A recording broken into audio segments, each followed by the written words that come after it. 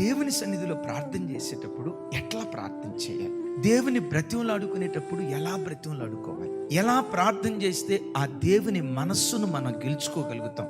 ప్రార్థించటం వేరు, మొరపెట్టడం వేరు.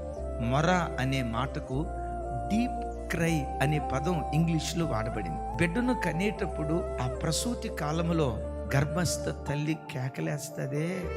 ఒకేసారి 20 ఎముకలు ఇరిగిపోతే ఎంత బాధ ఉంటుందో, ఒక తల్లి ప్రసవ వేదన అనుభవించేటప్పుడు అంత బాధను అనుభవిస్తుంది. ఆ పురిటి నొప్పులు భరించలేక అయ్యో అయ్యో అని ఆర్తనాధ్వని చేస్తదే. ప్రసవ వేదన పడే తల్లి ఆర్తనాధ్వని చేస్తున్నట్లుగా మీ సన్నిధిలో అలా మేము మొరపెడుతూ ప్రార్థన చేస్తున్నామయ్యా. అలా మూలుగుతూ ప్రార్థించే ఆ దైవికమైన కృపను కలిగి ఉంటే జీవితంలో ఏం కోల్పోయావో, కోల్పోయిన ప్రతిదీ దేవుని సన్నిధి మరలా నీకు అనుగ్రహించును గాక.